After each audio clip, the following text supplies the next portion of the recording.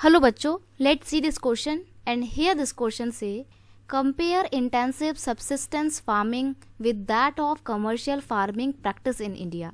Question आपसे बोल रहा है कि आपको कंपेयर करना है इंटेंसिव सब्सिस्टेंस फार्मिंग को कमर्शियल फार्मिंग से। तो आपको बेसिकली दोनों के बीच में एक डिफरेंशिएशन बताना है, कंपेयर करना है कि दोनों में क्या अंतर है, क्या चीज़ें अलग हैं। तो हम यहाँ पे इन दोनों का कंपैरिजन देखेंगे। तो क्वेश्चन का की कॉन्सेप्ट है comparison between intensive subsistence farming and commercial farming. तो वन बाय वन हम दोनों के बारे में डिस्कस करेंगे। जब भी ऐसे कंपेयर करने वाले क्वेश्चन हो तो कोशिश करिएगा कि आप ऐसे बॉक्स बना के करें, क्योंकि कंपैरिजन अच्छे से होता है। डिफरेंशिएट करने वाले भी क्वेश्चन है तो भी ऐसे ही करना है। हालांकि ये क्वेश्चन में डिफरेंस ही आपको बताना है कि क्या है, दोनों को कंपेयर करते हैं। इंटेंसिव सब्सिस्टेंस फार्मिंग की अगर हम बात करें तो this type of farming practised in area of high population pressure on land.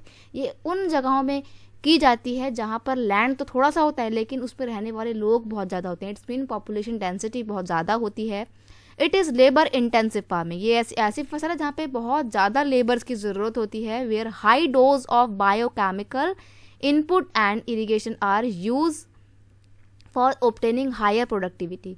और इस फसल में, इस खेती में क्या होता है, बायोकेमिकल्स का इस्तेमाल किया जाता है। बायोकेमिकल्स मतलब आप अलग अलग केमिकल का, इंसेक्टिसाइड का, पेस्टिसाइड्स का इस्तेमाल करते हो, इरिगेशन का अलग अलग तरीके का इस्तेमाल करते हो ताकि आप ज़्यादा से ज़्यादा प्रोडक्टिविटी को ऑब्टेन कर पाएँ, ज़्यादा से ज़्यादा आपकी उत्पादकता हो, प्रोडक्शन हो सके।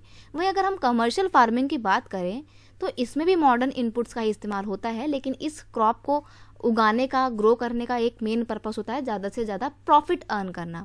इन this farming higher dose of modern inputs like commercial fertilisers, high yielding variety seeds and insecticide etcetera are use to obtain higher productivity. इसमें मॉडर्न इनपुट्स का जैसे कि केमिकल्स का, पेस्टिसाइड्स का, फर्टिलाइजर्स का और हाई यील्डिंग वेराइटी सीड्स, जिनको हम जनरली क्या बोलते हैं, HYV सीड्स भी इनको बोला जाता है, जिसकी फुल फॉर्म क्या होती है, हाई यील्डिंग वेराइटी सीड्स। इनका इस्तेमाल किया जाता है क्योंकि प्रोडक्टिविटी को बढ़ाते हैं।